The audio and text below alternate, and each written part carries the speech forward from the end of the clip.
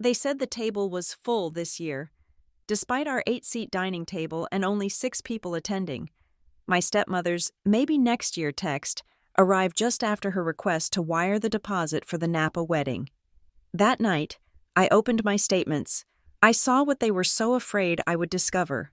This full year was precisely the year she beat me, using a dirty plan she set in motion at Thanksgiving 2 years prior. My name is Avery Calder. I am 31 years old, and I am an analyst at Northgate Quant Advisors. My job is to find patterns in chaos, to assign a hard value to abstract risk. I am good at it because I'm calm. I am methodical, and I learned very young to separate data from emotion. My self-respect was built block by block, firewalling itself against the very people who were supposed to provide it. I was in my apartment in Chicago. The city a grid of cold November light outside my window.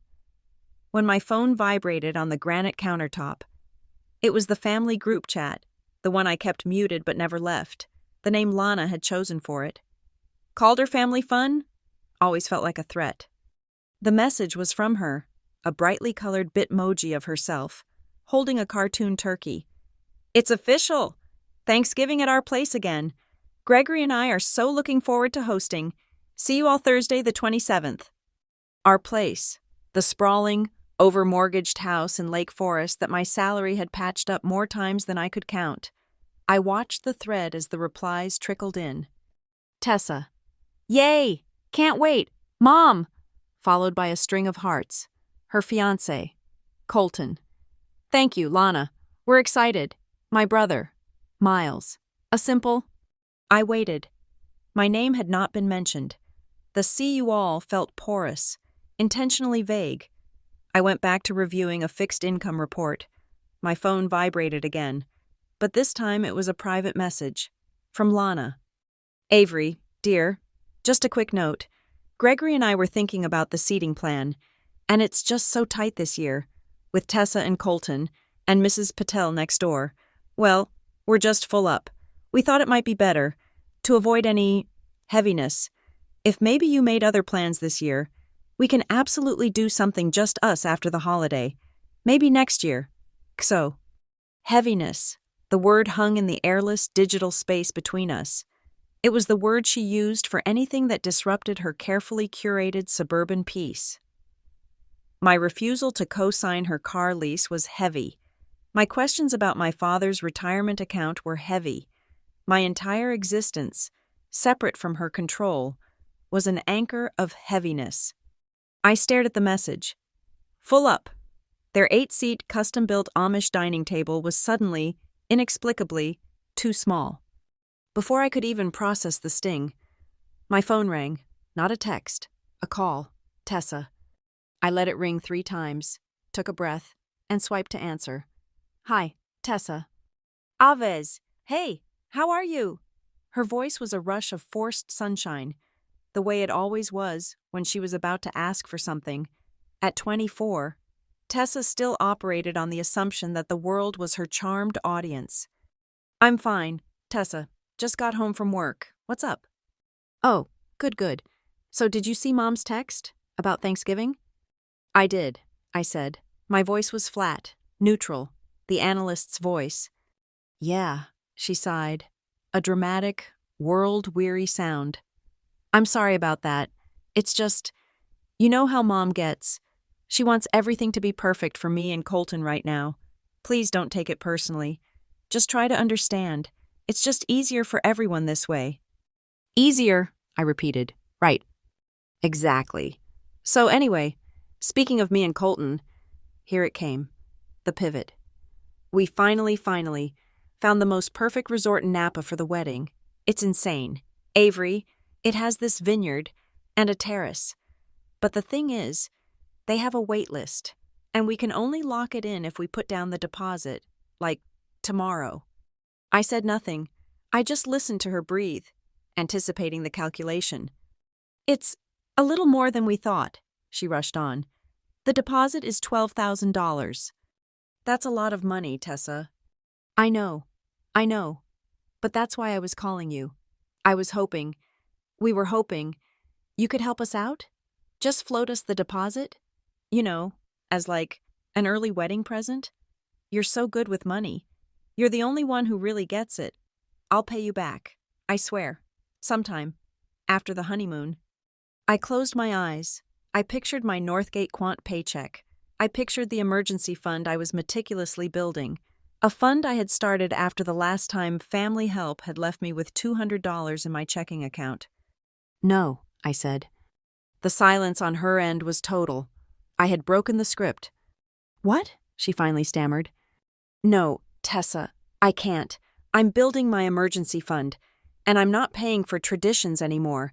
A $12,000 deposit isn't something I can just float.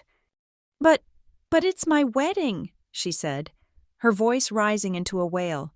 This is what family does. Avery, we help each other. You have all this money from your job and you're building an emergency fund? What's more of an emergency than this? My financial security is the emergency, Tessa. I'm sorry. The answer is no. You're unbelievable. You're just selfish. I can't believe. I heard a muffled sound, and then a new voice, deeper and angrier, was on the line. My father, Gregory. He must have been listening in. Avery, his voice, at 62, was all gravel and impatience. He didn't bother with a hello. What is this I hear? Your sister is in a bind. You're the only one in this family who makes serious money. You will help her. It wasn't a request. It was an order. The same order he had given me my whole adult life. Pay for Lana's property taxes. Cover Miles's car insurance. Invest in his friend's can't-miss startup. No, Dad, I said. The words felt strange, solid in my mouth. I just told Tessa, I'm not doing it. Do not be disrespectful, young lady. We are your family, after everything we've done for you. What have you done for me? The question slipped out, colder than I intended. Lately, all I seem to do is pay for things. My seat at the table is apparently conditional on my checkbook, and this year, since I'm not paying, I'm not even invited. That is enough, he roared. Lana is just trying to keep the peace. You always bring this energy into the house, this negativity. We just want one nice holiday, and you, with your job and your judgments, you're not helping. I'm not borrowing emotional pressure anymore. Dad, I'm done. You, he sputtered, outraged. I pressed the red icon on my screen. I ended the call. The silence in my apartment was absolute. My heart was hammering, but my hands were steady. I had done it. I had hung up on him. I walked to the kitchen and poured a glass of water, and that's when the memory came. Unbidden. It was always there, waiting. Thanksgiving. 2 years ago. I had been invited that year. I had brought an expensive pecan pie from a bakery in Lincoln Park. I had been paying for Lana's new SUV lease. I was, at that time, a good daughter. The argument had started on the upstairs landing, away from the guests. Lana had been drinking bourbon since noon. She was angry that I had refused to increase my contribution to the household mortgage. You live in a tiny box in the city, she'd slurred, blocking my way. Gregory and I maintain the family home. You owe us. I don't owe you anything. Lana, I'm helping, but this is becoming an expectation. You ungrateful little... She shoved me, not a playful push, a hard two-handed shove. I wasn't a child. I was 29. I stumbled back, my heel catching on the runner. I went down. My face hit the carved wooden newel post at the bottom. The sound was a wet crack. I remember the searing, electric pain. I remember the immediate, horrifying swell of my left cheekbone. I remember Tessa standing in the dining room archway, her hand over her mouth. Lana was downstairs in a second, her face pale. The drunkenness vanished. My God, she whispered. You tripped. You fell down the stairs. You tripped. No one called 911. Lana drove me to an urgent care clinic 20 minutes away, not the main Lake Forest hospital. She held my arm, her nails digging in. We'll say you tripped, dear. It was an accident. Just a terrible, clumsy accident. Less drama for everyone. I left that Thanksgiving with a swollen purple face, a hairline fracture in my zygomatic arch, and a prescription for painkillers. No one ever spoke of it again. The staircase accident. And now, standing in my kitchen, the pieces clicked into place with the cold precision of a quant model. Lana's text. We're just full up. I finally understood. The table wasn't full of people. It was full of paying customers. I had stopped paying for the privilege of my own abuse. The $12,000 wedding deposit was a test, a final shakedown, and when I failed it, my seat was given away.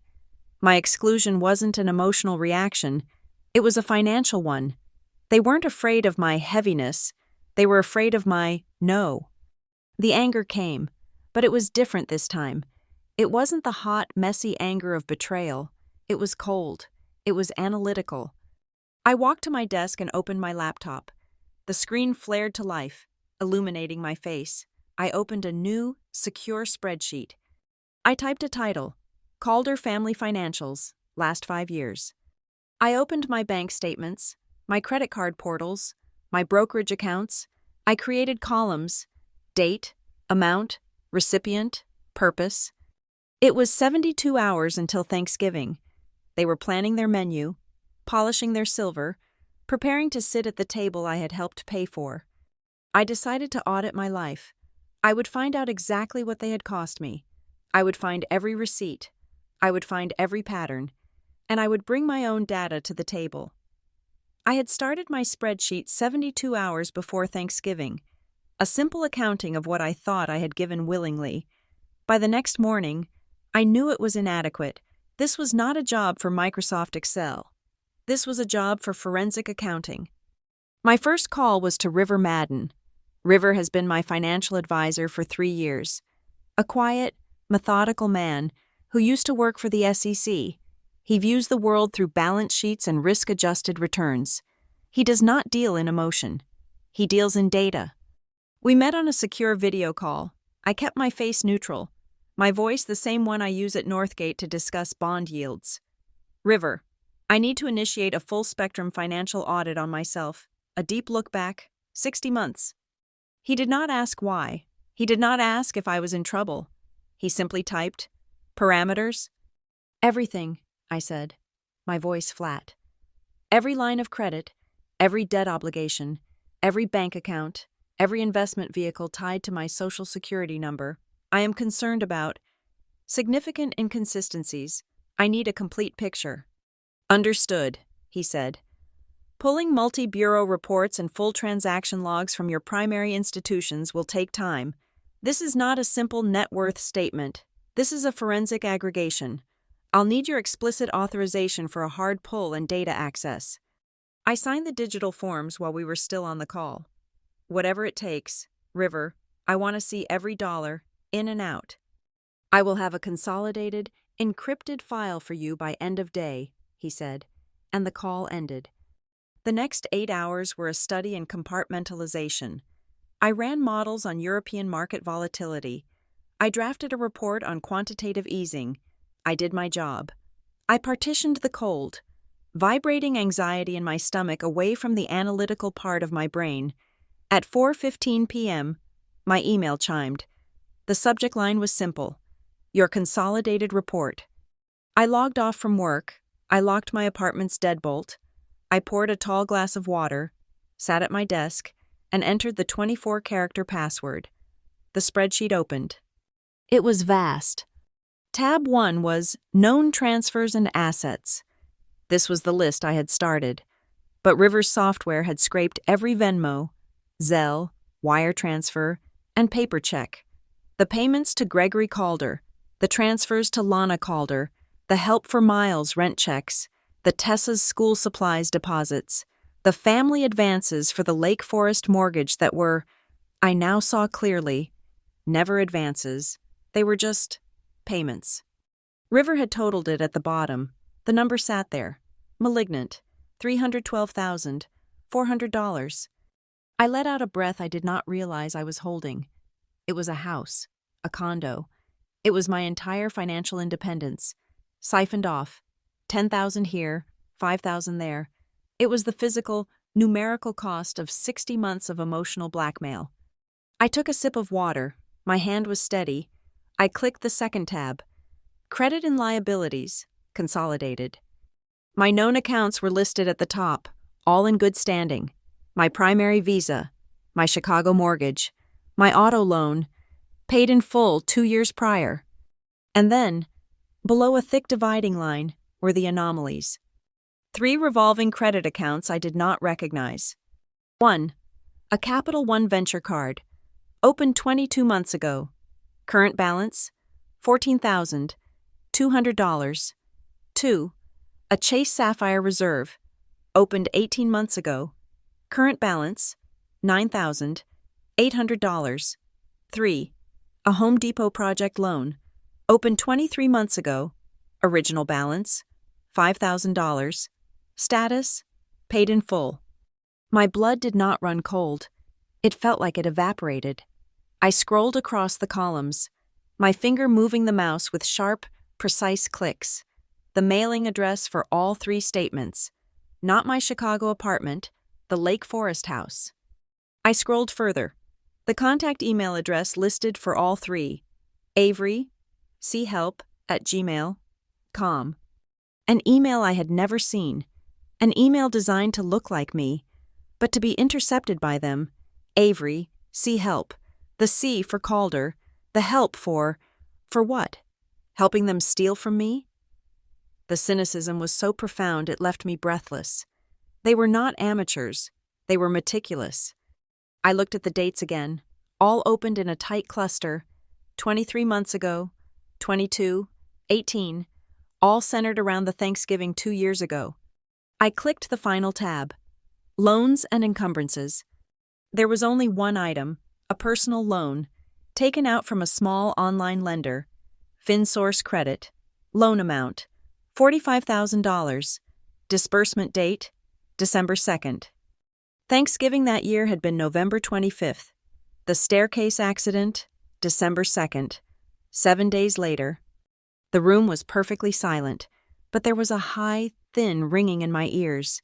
The narrative I had clung to for 2 years, that Lana, drunk and angry, had lost control and shoved me, was suddenly, terrifyingly, incomplete. It was not a moment of passion. It was an opportunity. My hands were shaking now, but not with fear. It was rage, a pure, cold, analytical rage. I was an analyst, and this was a data set. I needed the final inputs. I spent the next 3 hours on the phone. I navigated the automated hell of customer service lines. My voice was a monotone. I am calling to report significant, high-value identity theft. I have just discovered multiple fraudulent accounts and a large personal loan taken out in my name. I need the application files immediately. When you use the words fraud and identity theft with that level of calm, doors open. I was transferred to loss prevention departments. I verified my identity over and over, emailing copies of my driver's license and passport, answering questions about addresses I had lived at 10 years ago. The FinSource credit representative was the most helpful. "Ma'am, I am so deeply sorry this has happened to you. This is a severe breach. I am emailing you the full application packet that was filed. You will absolutely need this for your police report." The PDF landed in my inbox. I clicked it open. There was my name, Avery Calder, my social security number, my date of birth, all correct, my address, the Lake Forest house, my annual income, my Northgate salary, correct, and the purpose of loan, emergency home improvement and safety repairs. My eyes scanned to the bottom of the digital application, the metadata footer, submitted November 30th, IP address 7244151198, device ID Lana iPad, 11-inch. I ran the IP address, Comcast Business, registered to Gregory Calder, Lake Forest, Illinois. They had waited 5 days. 5 days after I left their home with a fractured face and a story about being clumsy, they had sat at that long dining room table, looked at the cracked newel post where my head had hit, and seen a business opportunity. Emergency home improvement. Safety repairs. They had used my broken face as their credit application. My mind, now a cold engine, made the next leap: the insurance, the urgent care visit. I logged into my Blue Cross Blue Shield portal. I filtered my claims history. 2 years back, November, there it was. Claim number 8820 TGH. Provider, Lake County Urgent Care. Diagnosis code S02.4. Fracture of zygomatic arch. Patient responsibility $850. Paid from my HSA. I noted grimly, I had even paid for my own fraudulent cover-up. I clicked the link. View Provider Notes, EOB. The file loaded. It was the intake form, scanned in grainy black and white. Patient name, Avery Calder. Cause of injury, written in my own shaky, pained hand. Fell downstairs. But then, below it, a different section. Witness Guardian Statement. Name, Lana Calder. Relationship, stepmother. And a nurse's note, typed in neat, damning, bureaucratic text. Patient arrived ambulatory, accompanied by stepmother. Witness, Lana, reports incident occurred following a heated family conflict. Witness states patient was unsteady and possibly intoxicated on the stairs, leading to the fall. Witness signed intake. Lana's signature was there, a confident, loopy L. I understood. I finally understood everything. It was not a simple cover-up. It was a calculated legal maneuver. By signing that statement, she had officially, on a medical legal document, established me as the unstable, intoxicated party. She had protected herself from any accusation of assault, but more importantly, she had created a public record that justified the need for safety repairs on the staircase I had supposedly fallen down. A narrative that perfectly supported a $45,000 loan application submitted 2 days later. This was not family dysfunction. This was racketeering. I stood up from my chair and walked to the window. The lights of Chicago blurred. The petty sting of being uninvited to a turkey dinner felt like a joke from another lifetime. It was gone. In its place was a stillness, a profound, glacial cold. I returned to my desk. I created a new, encrypted, multi-factor authenticated folder on my secure drive. I did not name it Family Issues or Thanksgiving. I named it Harvest. I saved the consolidated spreadsheet from River. I saved the 3 fraudulent credit card applications. I saved the $45,000 loan application, with the IP address metadata highlighted in yellow. I saved a PDF of the insurance claim, with Lana's signature and the nurse's notes circled in bright red. I methodically saved every email, every text, every Venmo request from the last 5 years, dragging them one by one into the folder. Then, I went to my personal cloud photos. I scrolled back 2 years. I found it. A photo Tessa had taken early that Thanksgiving, before the fight. The table was set with Lana's expensive wedding china. Gregory was at the head, glass raised in a toast. Lana was smiling, her arm around my father. I downloaded the photo. I printed it in full color. I pinned it to the bulletin board above my monitor. I took a red marker. I did not circle their smiling faces. I drew a sharp, precise circle around the small, dark lens of the Ring doorbell camera mounted on their porch. The camera that would have filmed Lana, her face a mask of sober panic, hustling me into her car, my hand pressed to my bleeding face, the camera that held the visual truth, while she was busy inside, signing the financial lie. They thought this fight was about a $12,000 deposit. They thought they had won by kicking me off the guest list to avoid heaviness. I looked at the file named Harvest. This was not a family argument to be had in a living room. This was not a dispute to be mediated by my father. This was a case. This was a criminal case. I closed my spreadsheets. I opened a new browser window. Best Financial Fraud and Civil Litigation Attorneys, Chicago. I was done fighting in their kitchen. It was time to build my own table. The Harvest folder was a monument of data, but it lacked a translator. Data can show you what happened, but it cannot tell you why, and it cannot tell you what to do next. For that, I needed Dr. Miriam Cole. I had seen Dr. Cole on and off for 2 years. Ever since the staircase accident, I had originally gone to her for anxiety. She was the first person to look at the constellation of my family's emergencies and give them a name. This sounds less like generosity, Avery, she had warned me 6 months ago, and more like structured financial manipulation. I had, at the time, resisted the diagnosis. I secured an emergency telehealth appointment the morning after I completed the harvest folder. I did not log on weeping. I did not log on in a panic. I logged on as if I were presenting a quarterly report at Northgate. Dr. Cole appeared on my screen, her office serene and book-lined behind her. She did not bother with pleasantries. She saw my face. "Show me," she said. I shared my screen. I did not give her the emotional narrative. I gave her the data, the spreadsheet. $312,400 in help, the 3 fraudulent credit cards, the $45,000 loan, the IP address, the insurance claim bearing Lana's signature, the one that painted me as an intoxicated, unstable woman who had fallen. I spoke for 10 minutes, my voice the flat monotone of an analyst. When I finished, I clicked Stop Sharing. We were just 2 faces on a screen. Dr. Cole was silent for a long moment, not in shock, but in thought.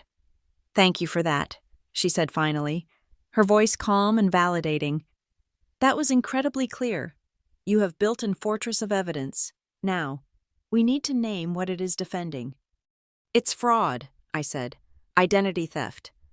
"Yes," she said. "That is the crime. But to understand how to proceed, we must first name the dynamic. Let's start with the text message from Lana. 'We're full up. You told me you were hurt because the 8-seat table clearly had room. You were looking at the furniture. Avery, you need to look at the boundaries.' I waited. 'You were not excluded because you are unloved,' Dr. Cole continued, leaning into her camera. 'You were excluded because you finally became solid. For your entire life, your boundaries have been permeable. You were a resource, not a person, but recently, you started saying no. You started building your emergency fund. You refused the $12,000 wedding deposit. You, Avery, began to take up your own space. And at that table, there is no room for your boundaries. They are full up with their own needs, their own demands. Your no was the thing that was too big to fit.' I processed this. It clicked into place. My exclusion was not a rejection. It was a recognition of my strength. They were not punishing me. They were quarantining a threat. And the hook, I said, remembering the phrase that had burrowed into my brain. The hook from my own journal, that she beat me 2 years ago. That is the language of the transaction, Dr. Cole said. Lana sees your relationship as a zero-sum game. You gaining financial independence is, to her, a loss. She must beat you to restore the balance. This was never a family. It was a hostile takeover bid, and you were the asset. She held up a hand. I want to test a hypothesis. The staircase accident 2 years ago, it was a severe escalation. What boundary did you set, or try to set, just before it happened? I thought back. My mind was a blur of work, of trying to get my first big promotion at Northgate. I was drowning in spreadsheets. And the money. Lana's car, I said, the memory surfacing, cold and sharp. Her Escalade lease. It was over $600 a month. I had been paying it for a year. I told her I couldn't anymore. I told her my bonus was smaller than I thought, and I needed to focus on my own savings. When was that? Dr. Cole asked. Early November, about 3 weeks before Thanksgiving. Dr. Cole nodded slowly, a look of profound, sad understanding on her face. Now we have the full picture, she said. This is a classic narcissistic injury response. Let's do the exercise. I want you to write this down. A cold timeline, no emotion, just the facts. She instructed me, and I typed as she spoke. Column 1. The request. Lana demands continued payment for her car. Column 2.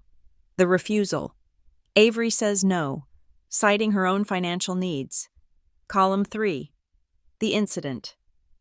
3 weeks later. After a day of drinking and resentment, Lana manufactures a crisis. The shove, the accident. Column 4. The exploitation. While Avery is injured, disoriented, and emotionally vulnerable, Lana and Gregory use the accident as the legal basis to commit identity theft, securing a $45,000 loan to replace the income stream Avery had just cut off. This was not chaos. Avery, Dr. Cole said softly, this was not a drunken mistake. This was a strategic releveling. The accident was the punitive action for your refusal. The fraud was the financial solution. Thanksgiving was never the celebration. It was the catalyst. It was the leverage point. I stared at the 4 columns on my screen.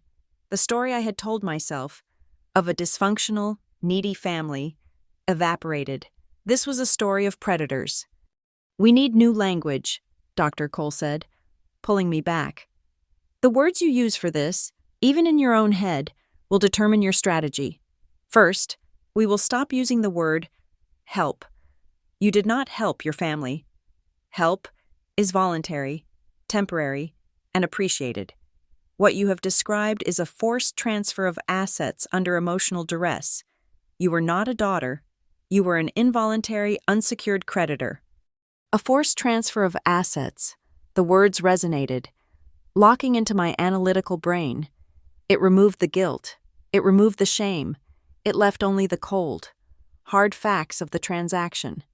So what is the goal? She asked. Is it revenge? Do you want to see them in jail? I thought about it. The idea of Lana in a jumpsuit sparked a brief, hot flare of satisfaction, but it faded. No, I said. That's not the primary goal. The goal is restoration. I want my name back. I want my credit score cleared. I want the debt, all of it, legally removed from my identity. I want my $312,000 back. But I know that's gone. What I must have is my legal and financial identity restored. Excellent, Dr. Miriam Cole said. That is a clean, achievable goal. Your path is not blind revenge. It is precise, legal restoration. So, this is the path we design. First, the warning. We retain counsel and issue a formal demand, presenting the evidence. Second, we offer a negotiation, a chance for them to make this right. Sign the affidavits of fraud to clear your name and agree to a repayment structure, all within a sealed agreement. Third, if they refuse, we execute the public option, filing the civil suit and turning the harvest folder over to the Lake County Police. She leaned forward one last time. Avery, they will not respond to this with logic. They will respond with emotion. They will call you a traitor. They will cry. They will scream. They will try to make this about the accident and family loyalty. You must not, under any circumstances, get pulled back into the kitchen. The violence was real, but it was the tool. The crime was the fraud. You are an adult, and they are adult criminals. You must stay in the boardroom with the data. Do not let them change the venue. I felt something shift in my chest, a weight I had carried for my entire life. The heavy, suffocating blanket of guilt was lifting. I was not the ungrateful daughter. I was the victim of a long con. I am allowed to do this, I whispered. It was not a question. It was a statement. You are not only allowed, Avery, Dr. Cole said, her voice firm. You are required. This is the final act of self-preservation. You are not betraying them. You are rescuing yourself. When the call ended, I stood up. I looked at the printed photo of the Thanksgiving table pinned to my wall. For 31 years, I had done everything I could to earn a seat at that table, a table where the only thing being served was my own future. A strategist, I thought, does not fight for a seat at their table. She builds her own. I left Dr. Cole's virtual office and entered the real world of legal strategy. An analyst understands data. A lawyer knows how to weaponize it. I did not search for a family lawyer. I used my access at Northgate Quant to find the lawyer that other lawyers are afraid of. The search narrowed quickly to one name, Rhea Kincaid. My colleague in our compliance department gave me the referral. Rhea isn't a shark, he warned me. Sharks are bloody and fast. Rhea is persistent as water. She erodes the opposition's foundation. She finds the one crack in their story, and then she just applies quiet, relentless pressure until their entire defense collapses. She specializes in high-asset, complex financial fraud. Persistent as water, it was the perfect counter-strategy to Lana's emotional fire. Our first meeting was not a therapy session, it was a data transfer. Rhea's office was high above the Chicago River, all glass and gray minimalism. She was in her 50s, with an aura of absolute, unnerving calm. I did not cry. I did not give her the history of my family's dysfunction. I placed the harvest folder on her polished conference table. This is a consolidated financial audit of my personal accounts for the last 60 months, I began, my voice the same one I used to brief portfolio managers. Tab 1 is a summary of over $300,000 in forced asset transfers, categorized as help. Tab 2 is the anomaly. I walked her through it, the 3 fraudulent credit cards, the $45,000 FinSource loan, the IP address metadata from the application, Lana iPad. She was silent, her eyes scanning the documents. She did not react to the amounts. She reacted to the chain of evidence. The loan application, she murmured, tapping the printout. Submitted November 30th. Now, show me the insurance claim. I gave her the Blue Cross Blue Shield EOB. She read the nurse's notes aloud. Witness, Lana, reports incident occurred following a heated family conflict. Patient was unsteady and possibly intoxicated. Signed, Lana Calder. Dated November 25th. She looked up at me, her eyes missing nothing. They didn't just cover up an assault, Ms. Calder. They created a predicate. They used the assault to establish a legal narrative that you were unstable and a danger to yourself, which they then used to justify a $45,000 loan for safety repairs. This isn't just identity theft. This is a conspiracy to commit wire fraud, executed with profound malice. She squared the papers on her desk. We will proceed on 4 tracks, effective immediately. Her voice was fast, precise. This was the procedural speed I needed. Track 1, the public record. She buzzed her paralegal. We are drafting a formal identity theft report. We are filing it with the Lake County Sheriff's Office. We are not, at this moment, demanding prosecution. We are establishing an official case number. She looked at me. From this moment forward, this is no longer a he said, she said family argument. It is a documented crime, with a file number. That is the first document we will send to every creditor. Track 2, the lockdown. I had already contacted the card companies, but Rhea made it ironclad. We are initiating a full 72-hour credit freeze across all 3 bureaus, followed by a permanent fraud alert. No one opens so much as a new cell phone plan in your name without speaking directly to you and referencing this police report. The tap is turned off, permanently. Track 3, the demand. She began dictating. A formal demand letter will be sent via bonded courier to Gregory Calder and Lana Calder at the Lake Forest address. It will demand the following. 1. The immediate cessation of all use of your name, social security number, and financial identity. 2. The immediate repayment of the $45,000 FinSource loan, plus all accrued interest. 3.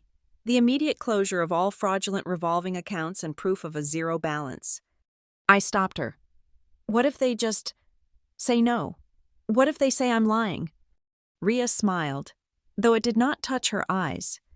That brings us to our expectations. They will panic. They will follow the script. First, denial. We have no idea what this is. Second, minimization. This is a terrible misunderstanding. Third, deflection. Avery is confused. She's stressed. She's ungrateful. And finally, the appeal. This is a private family matter. We must handle this in-house. Don't be so dramatic. She leaned forward. We will not handle this in-house. We will handle it here.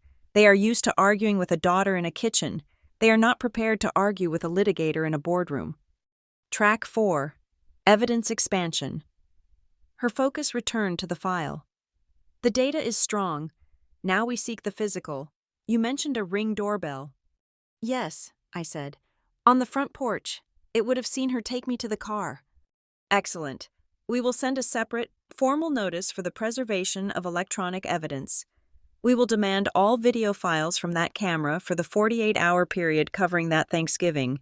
If they delete it after receiving our notice, it's spoliation of evidence. It's an admission of guilt. If they claim it auto-deleted, we will subpoena Ring for the access logs. It is a trap with no good exit. She then pointed to Lana's text. Mrs. Patel, the neighbor you were full for. We'll have an investigator conduct a polite, simple inquiry. See what she remembers from that Thanksgiving. An independent, adult witness who heard a heated argument just before you fell dismantles their entire narrative. The pieces were moving faster than I could have imagined. I was no longer a victim. I was a client. I went home. The legal machine was in motion. The demand letter was on its way. The lockdown was in place. I felt empty, not scared, just cleared out, waiting for the next data point. It arrived 2 days later. My phone vibrated. A new message. It was from Miles, my 28-year-old half-brother. Miles was the family ghost. Quiet, internal, always watching. We were not close, but we were not enemies. His text was 3 screenshots, no words. The screenshots were from a group chat I'd never been in. The title, Turkey Ops. The participants, Lana, Gregory, Tessa. My blood did not run cold. It turned to static. The messages were from last week, just before I was uninvited. Lana, Tessa, you must get Avery to agree to the Napa deposit. If she pays, she's still invested. She'll be quiet about other things.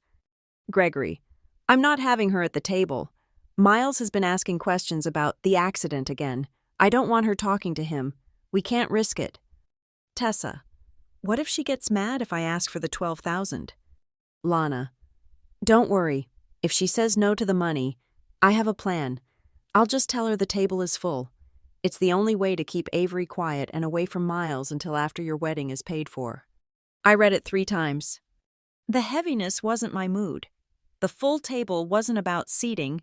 It was a conspiracy. It was a deliberate, coordinated strategy to silence me, the witness to their fraud, because my own brother was starting to get suspicious. My exclusion was an act of evidence suppression. I immediately forwarded the screenshots to Rhea Kincaid.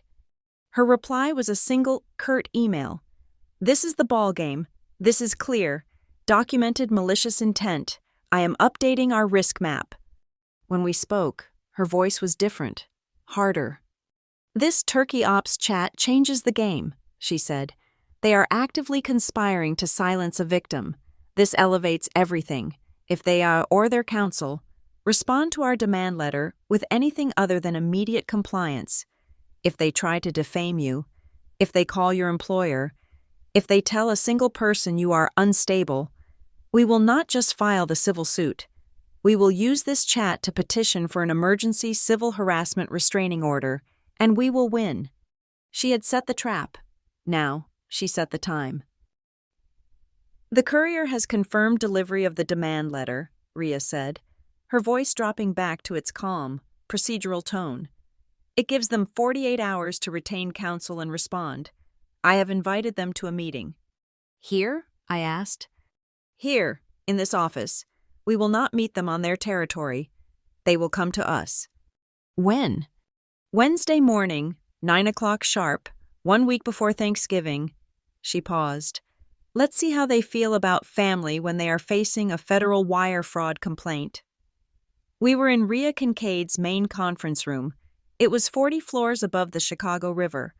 A sterile box of glass and gray steel. It was the least family place I could imagine. It was perfect. I was there at 8:45 a.m. Rhea was already seated, a single file on the gleaming table in front of her. Not the harvest folder, a new one. They arrived at 9:11. 11 minutes late. It was a classic power move. meant to establish that their time was more valuable than mine. Lana swept in first, wearing a cream-colored cashmere wrap. She looked prepared for a difficult lunch, not a legal proceeding. Gregory followed, his face set in a look of paternal exasperation, his golf club blazer already looking rumpled and out of place. They were both wearing tight, brittle social smiles, the kind they reserved for public events where they had to be polite to people they despised. They thought they were here to manage me, to de-escalate their hysterical daughter. They sat in the two chairs opposite us. The silence stretched. Lana was the first to break it, her voice dripping with practiced concern. "Avery, dear, this is, well, it's all just a bit much, isn't it? Calling lawyers?" Gregory jumped in, taking the disappointed father role. "Your mother is right. This is not how we handle things. Family is family. Whatever misunderstanding you have about money, you do not bring police and attorneys into it. It's inappropriate. It's embarrassing. We can handle this at home." I said nothing. I looked at Rhea. I had made a promise to myself. I would not speak unless she cued me. I was not a daughter in this room. I was a client. Rhea let Gregory's words hang in the sterile air for a long, uncomfortable moment. Then, without a word, she took two thick, spiral-bound documents from her left and slid them across the polished wood table. They were heavy, and they landed in front of Gregory and Lana with a soft, definitive thud. On the plain white cover, in bold, 16-point Times New Roman, was a single line: "Calder v. Calder et al." Gregory's fake smile vanished. He stared at the words. "What is this? Et al.?" Lana's face went pale. She finally understood. This was not a negotiation about Thanksgiving. "That," Rhea said, her voice calm and clear, "is the pre-litigation filing, a courtesy copy. Before we discuss the terms of the settlement I am proposing, I want to ensure we are all operating from the same, verified set of facts. This meeting is to confirm that you understand the evidence against you." Gregory scoffed. "Evidence? Evidence of what? That she's an ungrateful child?" "Evidence of a conspiracy to commit wire fraud," Rhea said, her voice unchanged. She tapped the laptop in front of her. "Let's begin with the event that precipitated the fraud. Thanksgiving, 2 years ago, the staircase accident." "She fell," Lana said immediately, her voice high. "She was drinking. She was emotional. She tripped." "Let's see if the audio corroborates that," Rhea said. "I have here the audio file retrieved from your Ring doorbell archive. Timestamp, 8:52 p.m., as you were compelling Avery into your car to go to the clinic." Rhea pressed a key. The sound that filled the room was jarring. First, my voice, tired, thick, and slurring. I just want to go to sleep. Lana, please, let me go inside." Then, Lana's. It was not the voice in this room. It was a cold, sober, vicious whisper. "You will not go to sleep. You will get in this car, and you will listen to me. You tripped. Do you understand me? You were clumsy and you tripped on the runner. That is what happened. That is the only thing that happened." My voice, muffled, crying. "But you pushed me. You shoved me." Lana's whisper, cutting through the dark. "No one will believe that. They will believe you were drunk. Say it." "I tripped." "You must sign the form at the clinic confirming the accident. It's the only way to protect this family. It's the only way to protect you from embarrassment." Rhea stopped the recording. The silence in the room was absolute. Gregory was staring at Lana. "As you can hear," Rhea continued, as if discussing the weather, "this is not a recording of the fall itself. This is a recording of coercion. The sound of you, Lana, fabricating a legal narrative and forcing an adult, who was in your care and clearly incapacitated by injury and fatigue, to co-sign it. That is conspiracy. That is witness tampering." Lana opened her mouth, but nothing came out. "Which brings us," Rhea said, "to the purpose of that fabrication." She opened her copy of the dossier. Though she clearly did not need it, she had memorized every fact. "Exhibit B, The application for the $45,000 personal loan from FinSource Credit, taken out in Avery's name, using her social security number, but mailed to your address in Lake Forest? Exhibit C, the IP address metadata from that application, submitted at 11:03 a.m., 5 days after the accident, from a device hard-coded as Lana iPad on your home Comcast network. Exhibit D, the registration for the Intercept email account, Avery, chelp@gmail.com, which was used to manage the 3 fraudulent credit cards and the loan, preventing Ms. Calder from seeing the statements. Lana was visibly shaking. Gregory looked stunned. And finally, Rhea said, Exhibit E, messages from a group chat you labeled Turkey Ops. Specifically, this message from you, Lana, regarding this year's Thanksgiving. If she says no to the money, I have a plan. I'll just tell her the table is full. It's the only way to keep Avery quiet and away from Miles until after your wedding is paid for. We can't let her discover anything. Rhea closed the folder. This is not, as you called it, a misunderstanding. This is a multi-year documented criminal enterprise to defraud your stepdaughter. The police report is already on file. Gregory found his voice. It was a low growl. What? What do you want? This is your one and only opportunity to settle this civilly, Rhea stated. We have 3 demands. They are not negotiable. They are not suggestions. She slid a single sheet of paper across the table. Demand 1. Financial restitution. You will repay the full $45,000 principal on the FinSource loan, plus all accrued interest, via wire transfer, by close of business Friday. You will also provide confirmation that the 3 fraudulent credit cards have been canceled and their balances, totaling over $24,000, have been paid in full. Demand 2. Legal restoration. You will both sign a legally binding, notarized affidavit. The text is already prepared. This letter admits to the unauthorized opening of these accounts and the fabrication of the insurance claim. This document is non-negotiable. It is required by Ms. Calder to repair the catastrophic damage you inflicted on her credit and her legal standing. Demand 3. The injunction. You will agree to a 5-year, binding, no-contact order. This includes no phone calls, no text messages, no emails, no third-party contact, and no financial solicitations of any kind, direct or indirect. A single violation of this order will result in an immediate $10,000 penalty, payable to Ms. Calder. Gregory's face, which had been pale, turned a deep, mottled purple. He finally lost control. He slammed his fist on the polished table. You traitor, he roared, pointing his finger at me. After everything we gave you, a home, a family, you would bring this filth into the light? You would destroy your family over a little money? This was it. The pivot, the kitchen argument, Dr. Cole's warning. They were trying to pull me back to their territory. I did not flinch. I sat up straight, my spine a rod of steel. I met his furious gaze. My voice, when I finally used it, was not loud, but it cut through his rage like ice. I am not your daughter, Gregory, not in this room. I leaned forward, my eyes locked on his. I am the victim, and now I am the plaintiff.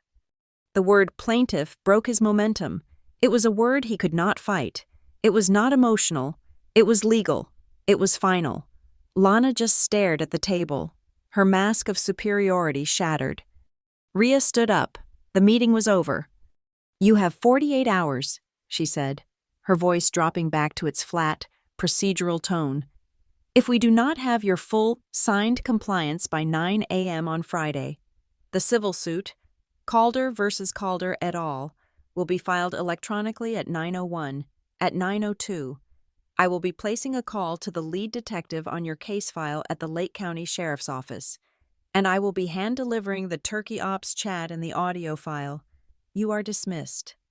They stood, clumsy and uncoordinated. Gregory yanked at his blazer. Lana looked. For the first time in her life, small and old, they walked out of the room. The heavy glass door clicked shut, leaving us in silence. I let out a breath I felt like I had been holding for my entire adult life. The 48-hour ultimatum was a ticking clock in my head. The meeting in Ria's office had been Wednesday morning. The deadline was Friday at 9 a.m. I spent Wednesday afternoon and all of Thursday in a state of suspended animation, trying to run risk models at Northgate while my own life was the most volatile asset I had. The first counterattack did not come from a lawyer. It came, as I should have expected, from the designated guilt tripper. Thursday, just after lunch, my phone buzzed. A text from Tessa. "Avery, please, I am begging you. You have to call this off. Mom is a complete wreck. She hasn't stopped crying for 2 days. She says her life is over. She says you're destroying her. Is this what you want? To destroy your own mother over some old misunderstanding about money? Please, just call her. Just talk to her." I looked at the message. I saw the programming. Misunderstanding. Destroying her. It was the classic script. I was the aggressor. She was the victim. I remembered Dr. Cole's words. "You must not get pulled back into the kitchen." I typed one word. "No." I hit send. The small blue bubble sat there. Final and absolute. Tessa did not reply. The second wave came 3 hours later. This time, it was an email. The sender was Colton, Tessa's fiancé. He was the new recruit, the outsider who had been fed the family mythology. The subject line was, "The Calder Family Legacy." "Avery," it began, "I am writing to you as a future member of this family, and as someone who respects the legacy that Gregory and Lana have built. I don't pretend to understand the nuances of this financial disagreement, but I know that families of this stature, of this importance in the community, do not handle their private affairs with lawyers and police reports. It is beneath the dignity of the Calder name." I had to stop and laugh. Dignity of the Calder name, a name built on fraud and coercion. "This kind of public action," he continued, "reflects poorly on all of us, including Tessa. Her wedding is supposed to be a happy time, and this shadow you are casting is causing her profound distress. I must implore you to think of the greater good. Think of the sanctity of the family unit. Retract this, and let's handle it properly, at home, after a good dinner." He was attempting to appeal to my sense of honor. He had no idea he was talking to a plaintiff. I did not reply. I simply forwarded the email to Ria Kincaid with the subject line, "FYI." Ria's response was not to me, it was to him. She replied to Colton, copying me, and I could almost hear the click of her keyboard. "Mr. Hewitt, thank you for your correspondence. Your concern regarding family matters and legacy is noted. Attached for your review is a courtesy copy of the pre-litigation complaint. Calder et al. I would direct your attention specifically to Exhibit B, wire fraud, Exhibit D, conspiracy to commit identity theft, and Exhibit E, malicious intent. My client will not be communicating directly on this matter. As you are now an involved party attempting to influence a legal outcome, please direct all future correspondence to this firm. Have a pleasant day." The silence from Colton was immediate and, I presumed, permanent. He had brought a knife to a gunfight, and Ria had responded with a tactical nuclear weapon. The pity play had failed. The appeal to legacy had been incinerated. Now, it was time for the real escalation. Friday morning, 8:50 a.m., 10 minutes before the deadline. My phone rang. It was not a number I recognized, but the exchange was for Northgate's internal corporate line. It was my department head's executive assistant. "Avery? Hi, it's Jen. Are you okay? What is going on? Our general counsel just routed a call to us. It's your father. He's on the line with them right now." My blood ran cold. This was it. The threat I had feared most. My career, my sanctuary. The one part of my life they hadn't touched. What is he saying?" I stammered, my voice shaking for the first time. He's saying you're emotionally unstable, that you're having some kind of breakdown, that you're not to be trusted with sensitive financial information, and that he's deeply concerned for your mental state. Avery, what is happening?" He wasn't just trying to get me to back down. He was trying to get me fired. He was trying to destroy my credibility, my income, my entire life, to save his own. I hung up and immediately called Rhea. "He did it," I said, my voice tight with a new kind of fury. "He called my work. He's trying to get me fired. He's telling them I'm unstable." Rhea's voice was utterly, terrifyingly calm. "Good," she said. "Good? How is that good?" "Because he just made the single biggest mistake he could possibly make," Rhea said. "He just committed slander against a corporation. Northgate Quant is not his daughter. They are a multi-billion-dollar advisory firm, and they have a legal department that eats people like your father for breakfast. Do nothing. Let your company handle it. This is not a family call. It is a corporate harassment call. They are recording it as we speak. He just gave us a whole new file of evidence." She was right. An hour later, I received a short, crisp email from Northgate's general counsel. "Ms. Calder, we received a harassing call today from an individual identifying as Gregory Calder. The caller made several unsubstantiated and defamatory claims regarding your fitness for your role. As per our protocol for external harassment of employees, the call was recorded, and the caller was informed that all future contact will be considered harassment and referred to law enforcement. We have secured the recording. The file is available to you and your counsel upon request. Northgate stands by its employees. Please let us know if you require further support." My father had tried to burn down my career. He had only succeeded in giving me a legally recorded, time-stamped piece of evidence of his own defamation. The 9 a.m. deadline passed. Their lawyer, a name I didn't recognize from a small suburban firm, finally called Rhea and asked for an extension until Monday to review the shocking and baseless claims. Rhea granted it, but the attacks were not over. Gregory had failed. Now it was Lana's turn. On Saturday, I received a call from Mrs. Patel, the neighbor. "Avery, dear, this is Nina Patel," she said, her voice hesitant and full of pity.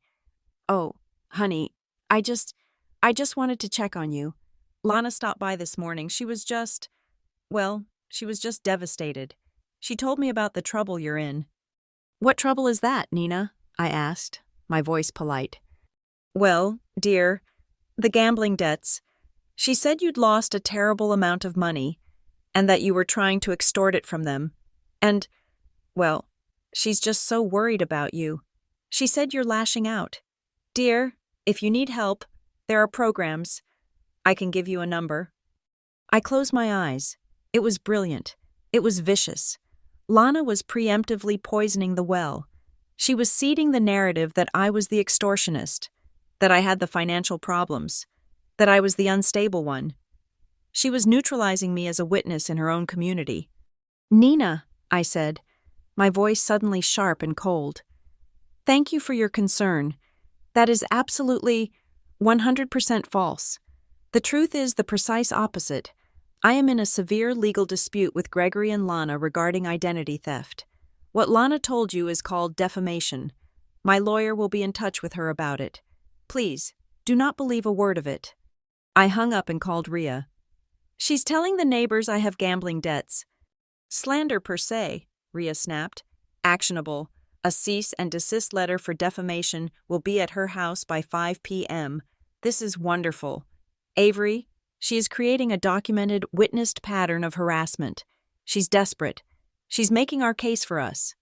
That night, exhausted from the multi-front war, I was staring at my wall of evidence when a new email appeared in my inbox.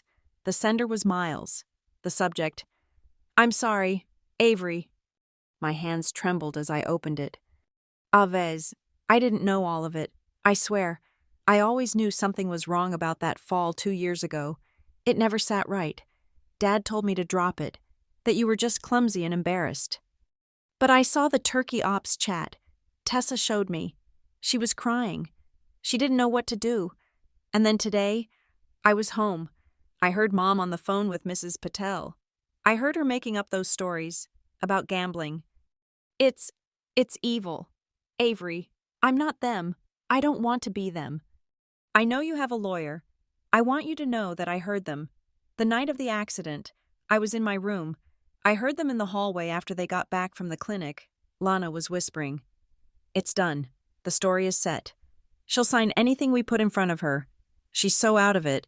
And Dad said, Good. Let's handle the staircase repairs tomorrow. This is the solution we needed. She was coordinating the story with him. He knew. He's known the whole time. If you need a witness, I will be one. I'm done being quiet. I printed the email. My hands were shaking, but not from fear. I went to my bulletin board. I pinned the email next to the Turkey Ops chat. Ria's investigator called a few hours later. Ms. Calder? We found it. We pulled the homeowner's insurance declarations for the Lake Forest house. 1 week after your accident, a claim was filed. $20,000 for emergency safety railing and structural upgrade. Let me guess, I said. Yep, the invoice for the work was from Lana's Lakeside Contracting, a company registered to her brother. They didn't just take out a loan in your name, Ms. Calder. They double-dipped. They used your injury to defraud their own insurance company. I looked at the board. I took a roll of red string.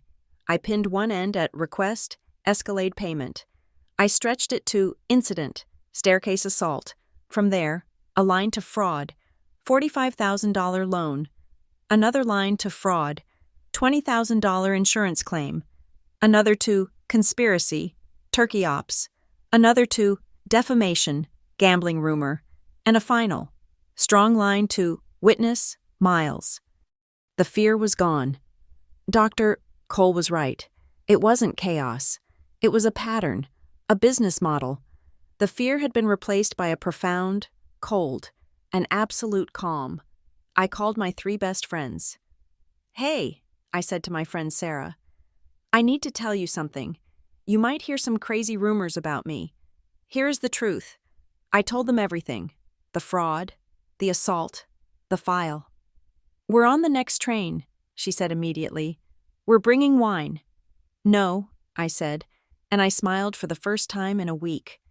Not yet, but thank you. I just needed my own witnesses. Ria's final call came at 8 p.m. on Sunday night. They're blinking, she said. Their lawyer has been calling all day. He's trying to negotiate the terms. He wants to remove the notarized confession. No, I said. That's the entire point. That's what I told him, Ria said. The deadline was Friday. They missed it. I have given them a final extension, 9 a.m., Monday morning, in my office. They either sign the agreement as written or the file goes to the Lake County DA. The choice is theirs. I'll see you in the morning. 9:01 a.m. on Monday. I was sitting in Ria's office, a cup of black coffee steaming in my hands. The room was silent. 9:02. Ria, who had been staring at her monitor, clicked her mouse. Filing, she said to her paralegal over the intercom. Lake County Civil, e-file. It's live. The suit was public. The complaint, Calder v. Calder et al., was now a permanent, searchable record. It was done. The mechanism had been activated. At 9:05 a.m., her telephone rang. She looked at the caller ID, a small, grim smile playing on her lips. Their counsel, Stan Grossman, right on schedule. She put the call on speaker. Ria Kincaid. Ria, Stan Grossman here, for the Calders.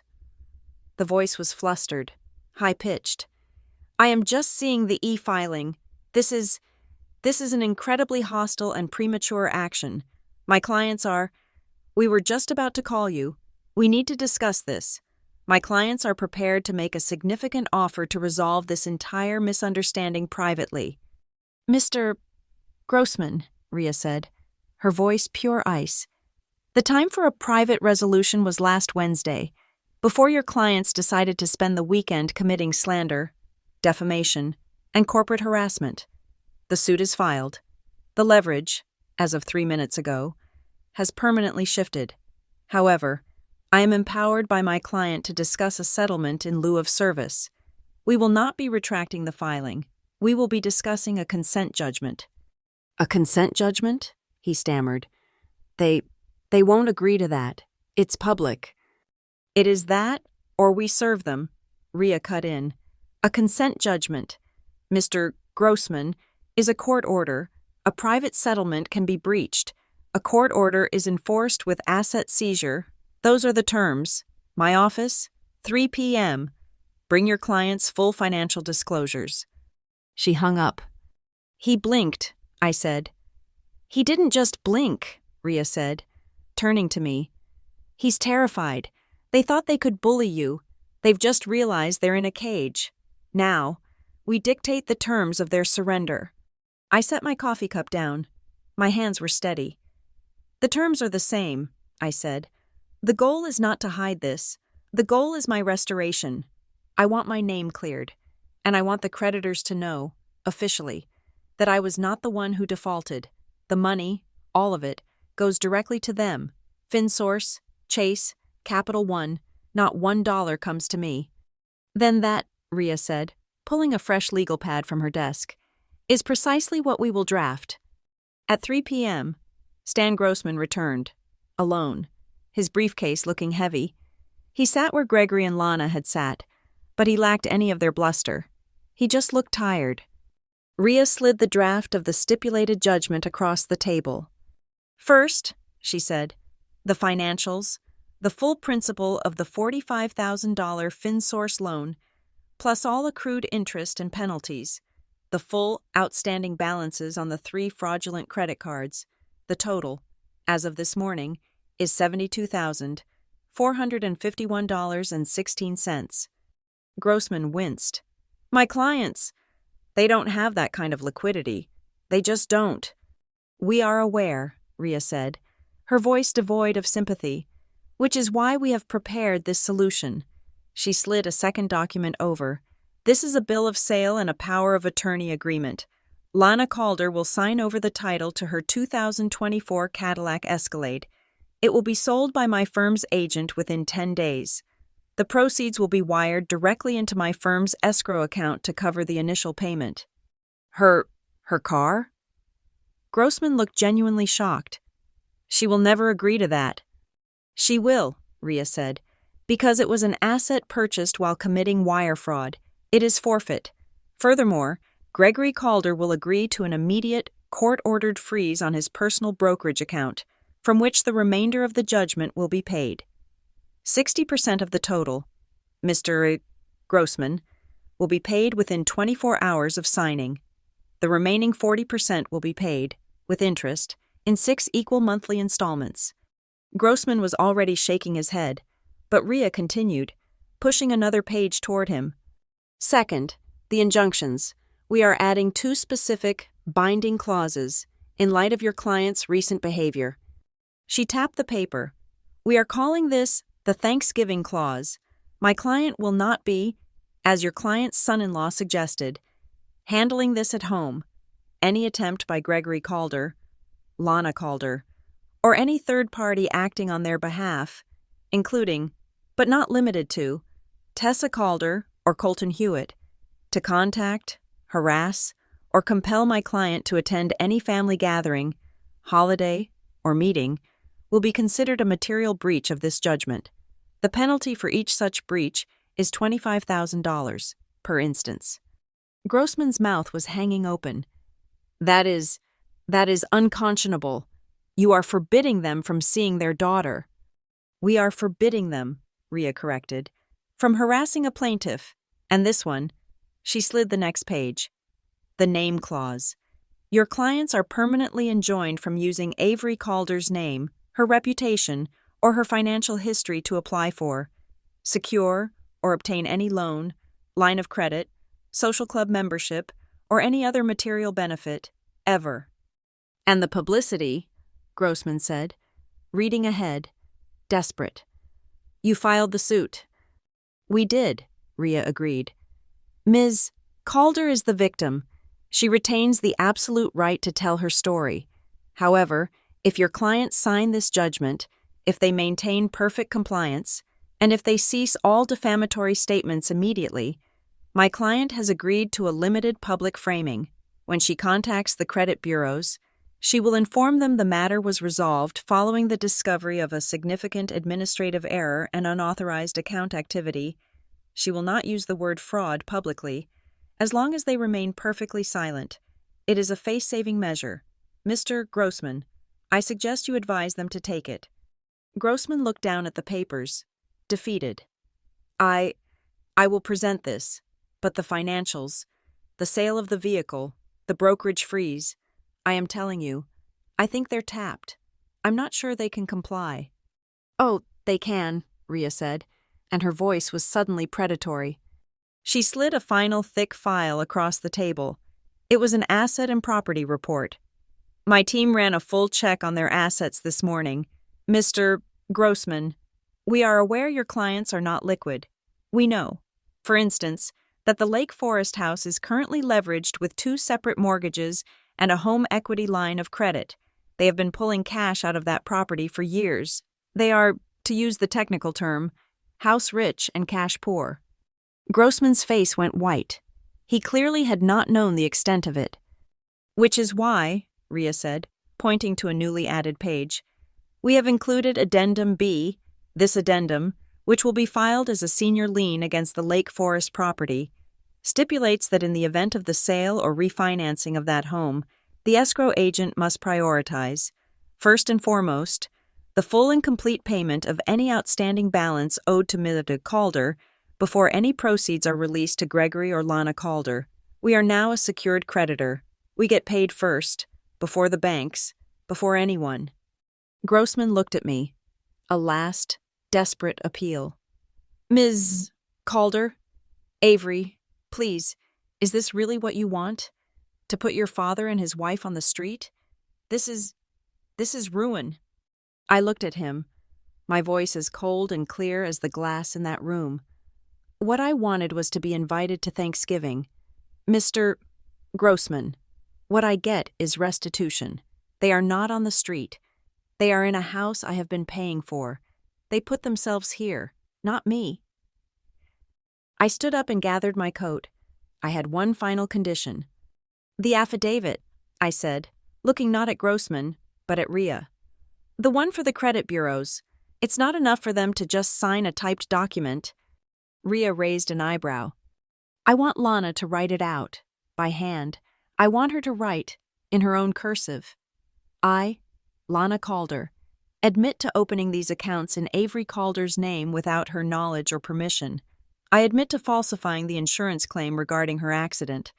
I want the confession in the same hand she used to sign the intake form at the clinic." "That's insulting," Grossman snapped. "That's punitive." "It's non-negotiable," I said, buttoning my coat. "They sign the consent judgment. They agree to sell the SUV, and Lana writes out the confession by hand. That is the deal." I walked to the door. "Tell them they have until tomorrow." Rhea checked her watch. It was 4 p.m. on Monday. Thanksgiving was Thursday. "Let me be clearer. Mr. Grossman," Rhea said to his back, "you have until 9 a.m., Wednesday morning, 24 hours before the holiday. If those signed documents, all of them, including the handwritten confession, are not on my desk, we will reject the settlement and proceed with serving them. Personally, at their Thanksgiving dinner, the choice is theirs." The deadline was 9 a.m. Wednesday, Tuesday night was a vacuum. I sat in my apartment, the harvest folder open on my laptop, my color-coded timeline of red string glowing under my desk lamp. Every scenario I ran as an analyst told me they would wait until the last possible second. At 8 p.m., my phone buzzed, a private text, from Tessa. "Are you alone? Can you meet me? Please, Avery, I am not asking for Mom. I am asking for me. I am at the Starbucks Reserve on Michigan Avenue." My first instinct was that it was a trap, a final, emotional ambush ordered by Lana. But the location was public, sterile, and the tone was different. It was not the entitled whine from her first call. It was pure, distilled fear. "I am on my way," I texted back. "I will be there in 10 minutes." River North was cold, the wind coming off the river biting. The coffee shop was bright and mostly empty, a cavern of polished wood and expensive machinery. I saw her in a back corner, huddled in a booth, her face buried in her hands. She was not the glowing Napa bride. She was a 24-year-old girl who looked like she had not slept in a week. I sat down opposite her. I did not say hello. I just waited. She looked up, her eyes red-rimmed and raw. "Avery," she whispered, her voice cracking. I didn't know. I didn't know all of it. I swear." "Didn't know all of what, Tessa?" My voice was flat. I was not her sister. I was a plaintiff.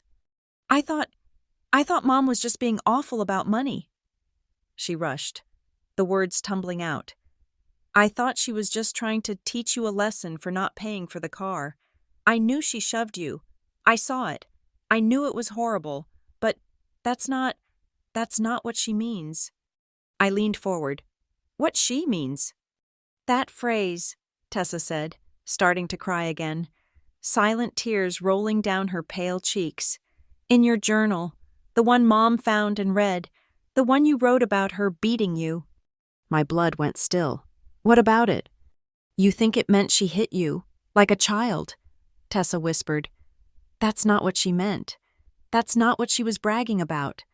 She fumbled with her phone, her hands shaking so badly she could barely unlock it. "After Miles sent you those turkey ops messages, I got scared. I started looking. I have an old iPad. It's still linked to Mom's cloud. She forgets about it. I found the chat, not turkey ops, the one from 2 years ago, between her and Dad, the night of the accident." She turned the phone around. The screen was cracked. The messages were green and blue. "Lana. Make her trip look real. Lana. Get the runner from the top stair and pull it crooked at the bottom. We need a photo of it. Gregory. Is she buying it? Is she stable enough? Lana. She's too out of it to fight. The clinic has the intake form. Intoxicated. Family conflict. I signed it as the witness. The story is locked. Claim filed. We're safe. Gregory. Good. This solves the Escalade problem. This will cover it. Lana. I told you I would beat her. She cut me off. I just beat her another way. I read the last line 3 times. I told you I would beat her. The hook, the phrase that had haunted me. It was not a confession of physical abuse. It was a victory lap for a financial strategy. The shove. The shove was just the opportunity, the means to an end. The real calculated crime was the story. The narrative. She hadn't just beaten me. She had outsmarted me. She had beaten me in a game I did not even know I was playing. I stared at the screen, and the last 2 years reframed themselves. This was not a story about a drunken, violent shove by a resentful stepmother against a child she hated. This was a story about the cold, sober exploitation of an impaired, exhausted, 31-year-old adult. They had weaponized my fatigue and my shock. They had turned my body into collateral. It felt, somehow, infinitely worse, more violating, more absolute. Avery? Tessa's voice was small. I looked up from the phone. My anger was so cold it felt like nothing at all. Why now, Tessa? I asked. Why bring me this? You've known about the fraud. I didn't know this, she insisted. I didn't know how calculated it was, but that's not the only reason. She took a ragged breath. You have to know why she didn't invite you, this year.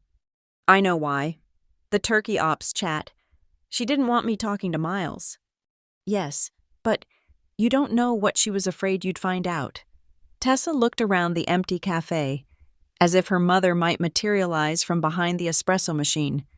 She wasn't just afraid you'd talk about the $45,000 loan, Tessa whispered. She was afraid you'd find out about the other claim, the house insurance. The $20,000 claim, the double dip. Miles, he was asking Dad about it, Tessa said. He overheard Dad on the phone with the insurance agent a few weeks ago, arguing about this year's premium increase. The agent mentioned the staircase safety claim from 2 years back. Miles got suspicious. He started asking Mom why a clumsy fall would require a $20,000 repair. Lana panicked, Tessa continued, her words quickening. She knew Miles was talking to you. She was terrified that if you came for Thanksgiving, the two of you would put it together, that you'd find out they didn't just defraud you. They defrauded Blue Cross and their homeowner's insurance, too. That's why you couldn't be at the table. She wasn't just hiding the loan. She was hiding the second fraud, the one that could send her to actual prison. It was the last data point, the final, ugly piece of the puzzle, locking everything into place. My exclusion was not an emotional slight. It was a desperate act of criminal concealment. I sat back. I looked at my sister, my half-sister, a girl who had been raised by wolves and was now trying to figure out how to stop howling. I asked her the only question that mattered. "What do you want, Tessa?" Her face crumpled. "I want out," she sobbed, her voice breaking. "I don't want to marry Colton. He's becoming like them. He's all about the legacy and the family name. I don't want this. I don't want to be Lana, but I'm trapped." "Trapped how?" "The wedding," she whispered, ashamed. "The deposits. The $12,000 for the resort. It's non-refundable. All of it. The caterer. The florist. It's over $30,000. Avery, I can't just walk away. I don't have that kind of money. I'll be sued." I waited for the ask. The inevitable pivot to, "Can you help me?" But it did not come. She just cried. And in that moment, I saw the two paths. The old Avery would have sighed, pulled out her checkbook, and paid for her sister's freedom, creating another cycle of dependency, another forced transfer. But I was not the old Avery. I was the plaintiff. "I cannot give you money. Tessa," I said. My voice was not unkind, but it was absolute. "I will never, ever give this family money again, not for any reason." Her face fell. She nodded, as if she had expected it. "But," I continued, leaning forward, "you are not trapped by money. You are trapped by a contract, several of them. Those contracts have clauses, cancellation policies, force majeure, breach of contract terms." I pulled out my phone. "I will not pay your deposits," I said. "But I will do this. I will pay for 1 hour of Rhea Kincaid's time. I will have her review every single contract you signed for this wedding. I will arm you with the legal language to dismantle this. One vendor at a time. I will show you how to get out. Tessa, but you are the one who has to walk through the door." She stared at me, her eyes wide. She was not getting a handout. She was getting a strategy. "Okay," she whispered, wiping her face. "Okay, I can do that." As she was pulling the files up on her phone to email me, my own phone buzzed on the table. A new email from Rhea. Subject, settlement update. I opened it. "Avery, Mr. Grossman has responded. His clients have had a productive discussion. They will agree to all terms, the sale of the Escalade, the immediate transfer from the brokerage account, the full repayment schedule, the no-contact injunction, the Thanksgiving clause, the name clause, all of it." They have one, and only one, refusal. "Lana Calder refuses to provide the handwritten confession. She will sign the typed affidavit of fraud, but she claims the handwritten demand is punitive, demeaning, and unnecessary. They are asking us to concede this one point in the name of a swift resolution. Please advise. We must respond tonight." I looked at the email. This was her last stand, her last pathetic attempt to control the narrative, to avoid creating the one, single, irrefutable piece of evidence that was purely, physically, hers, the one piece that would look exactly like her signature on the clinic intake form. She would admit to the crime, but she would not confess in her own hand. I looked at Tessa, who was staring at me, waiting. I typed my reply to Rhea, one sentence. "No handwritten apology, no deal. The confession is not negotiable." I hit send. Before I could even lock my phone, a new reply chimed. Rhea was clearly at her desk, waiting. Subject: settlement. Update. Understood. I have informed Mr. Grossman. His client's refusal on this non-negotiable point is considered a rejection of our settlement. Therefore, I have informed him that the final deadline for their unconditional compliance, including the handwritten document, has been moved. The final signing meeting will take place in my office at 9 a.m. on Thursday, Thanksgiving Day. Tell them to bring a pen. The city was silent. It was 9 a.m. on Thanksgiving Day. Chicago, a city that never stops, had finally taken a breath. The streets 40 floors below Rhea Kincaid's office were empty, clean. There was a faint smell of roasted spices in the air, a scent of domesticity and warmth that could not reach this high. Here, the air was filtered, sterile. I was sitting at the long, polished table. It was the color of a dark, cold stone. I had been here for an hour, nursing a single cup of black coffee, watching the light change over the lake. I was not nervous. I was not angry. I was an analyst, present for a final, hostile asset transfer. Rhea's office was not observing the holiday. She was at the head of the table, dressed in a severe gray suit. In front of her were 3 stacks of documents. In the center of the table, where a cornucopia should have been, was a small black Polycom speaker. Its single red light was on. It was recording. "They are on their way up," Rhea's assistant said over the intercom. "Thank you," Rhea said. "Send the notary in, please." A quiet woman entered and took a seat at the far end of the table, setting up her small, heavy embosser. The glass doors opened. Stan Grossman entered first. His briefcase clutched to his chest like a shield. He looked like he had aged 5 years since Monday. Then they came. Lana was not wearing cashmere. She was in a simple black pantsuit, her hair pulled back too tightly, her face pale and puffy. The mask was gone. She was just a tired, terrified woman. Gregory was next to her, his expensive blazer looking like it had been slept in. His face was not purple with rage. It was a blotchy, ashen gray. The fight was gone. They were here to surrender. They took their seats opposite me, the long, empty stretch of table between us. They did not look at me. They looked at Rhea. "Good morning," Rhea said. Her voice was not welcoming.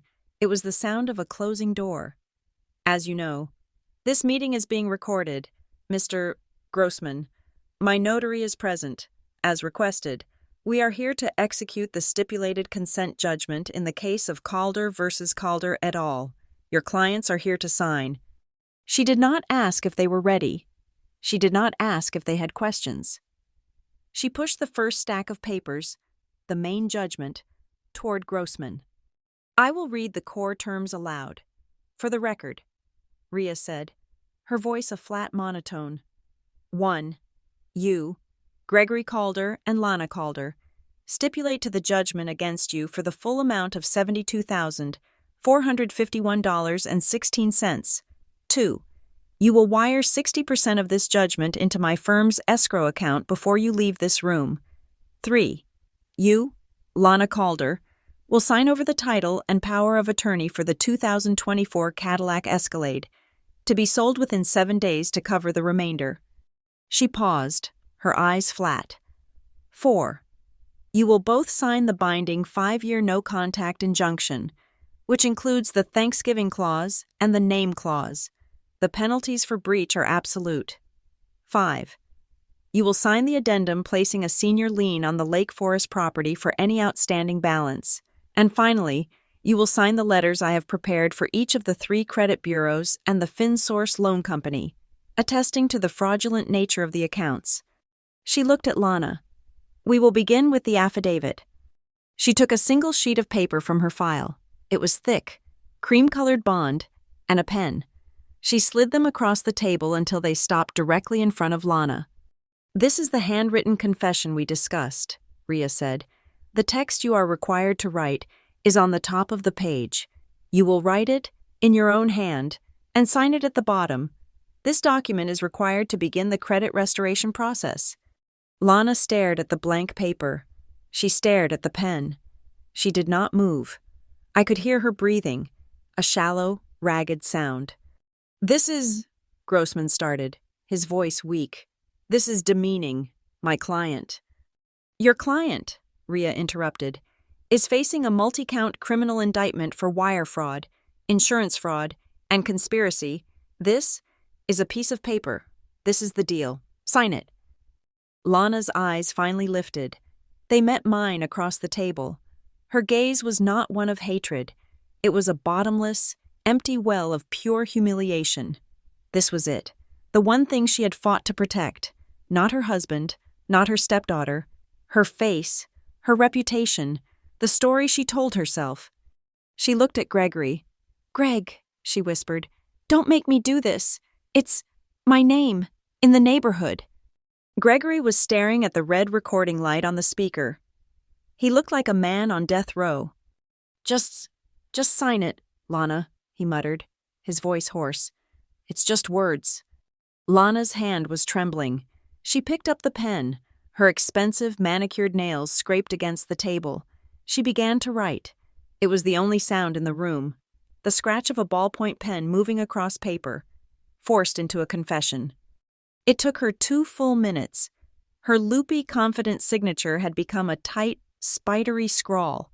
When she finished, she pushed the paper away from herself as if it were on fire. Grossman, visibly relieved, pulled the stack of judgments toward him. "Okay," he said, trying to regain some semblance of control. "Okay, that's done. Now, let's execute the primary judgment." "One moment," Rhea said. She reached across the table and picked up Lana's handwritten confession. She read it. I watched her eyes scan the page. Her expression did not change. She read it again. Then she placed it back on the table. "This is non-compliant," she said. Lana's head shot up. "What? I wrote what you said. I wrote it." "No," Rhea said, her voice dangerously quiet. "You did not. You wrote, 'I, Lana Calder, admit to opening accounts in Avery Calder's name without her knowledge or permission.' You omitted the second mandatory sentence." Rhea tapped the instruction sheet. "The required text is, 'I admit I lied about her accident to create a false insurance claim.' You left that part out." "It's the same thing," Grossman burst out. "She admitted to the fraud." "No, Mr. Grossman," Rhea said, "it is not. Admitting to the financial act is one thing. Admitting to the malicious, premeditated fabrication that enabled it is another. The document is incomplete. It is rejected." Lana looked like she was going to be sick. This was her last, pathetic attempt at defiance. To admit to a crime of desperation, but not a crime of malice. "I won't," Lana whispered, staring at the paper. "I won't write that. It's not true. She was drinking." "That is enough," Rhea said. She reached for her laptop. "I am calling the detective. We are done here. The deal is off." "No!" The roar came from Gregory. It was not a shout. It was a primal explosion of pure, desperate rage. He lunged across the table, his face a terrifying, mottled red. "You stupid fool!" he screamed at Lana. He was not looking at me.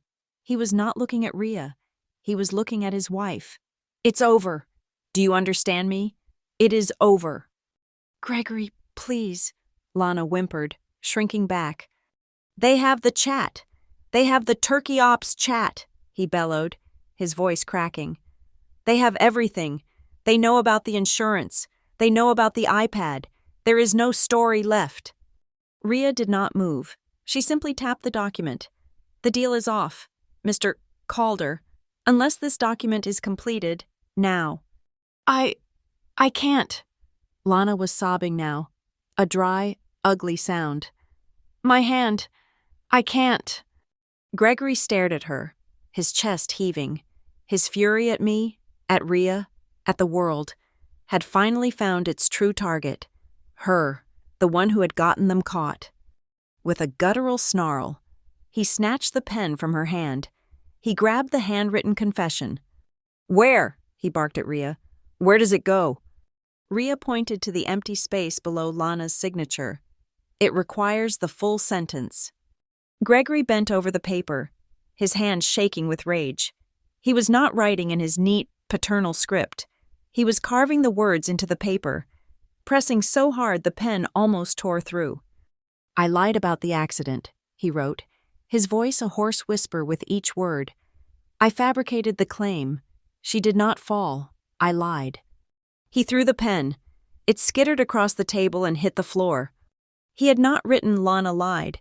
He had written I lied. Rhea and I looked at each other. This was not what I had demanded. This was something else. This was better.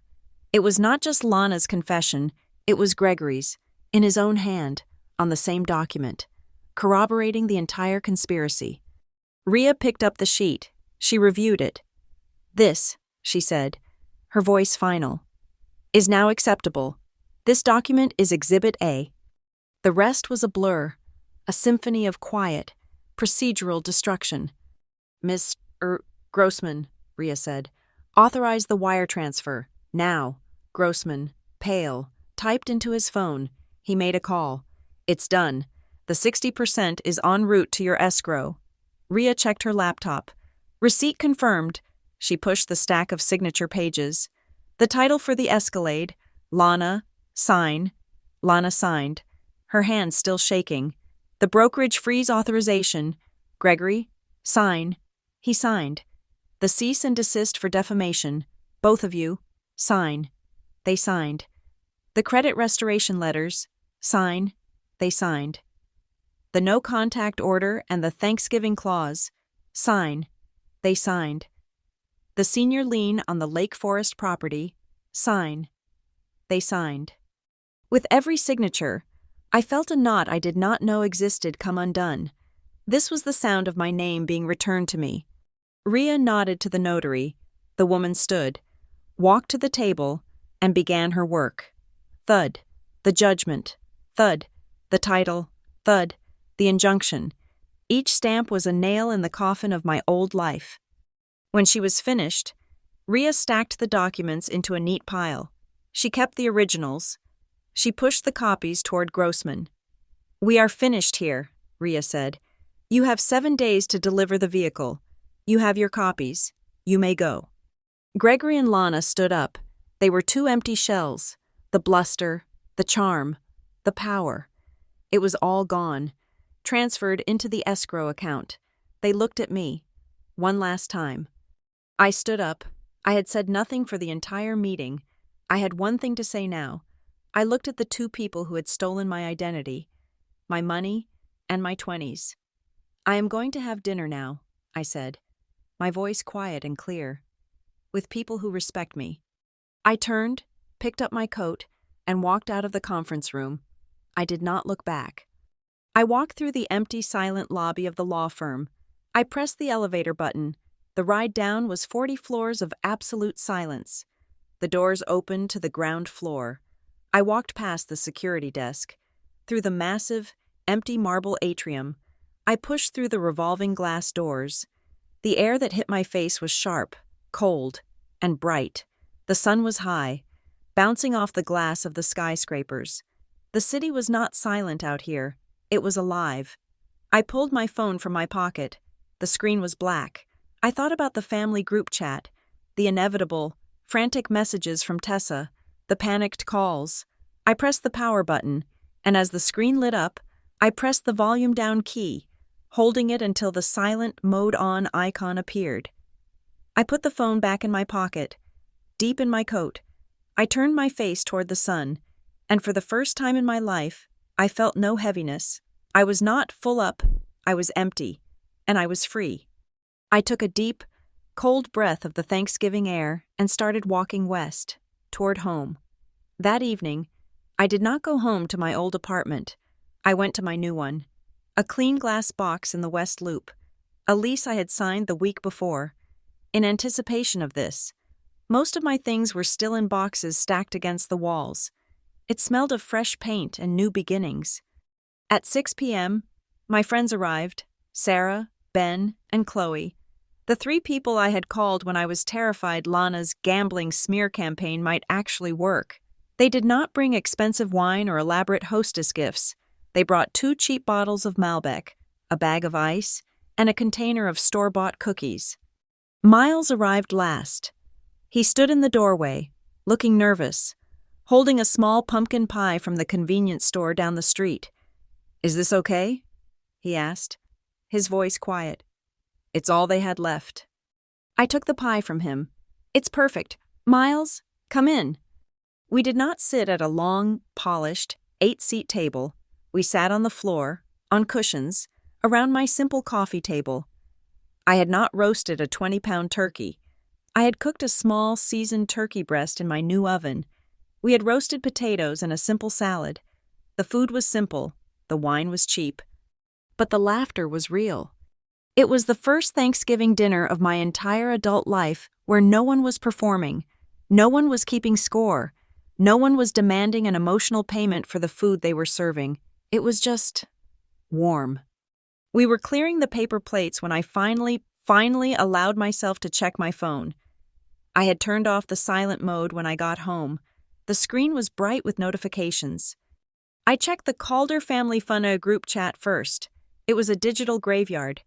The last message was still Lana's Bitmoji, days ago, announcing the dinner. There were no pictures of a golden brown turkey on a platter. There were no smiling selfies from the full table.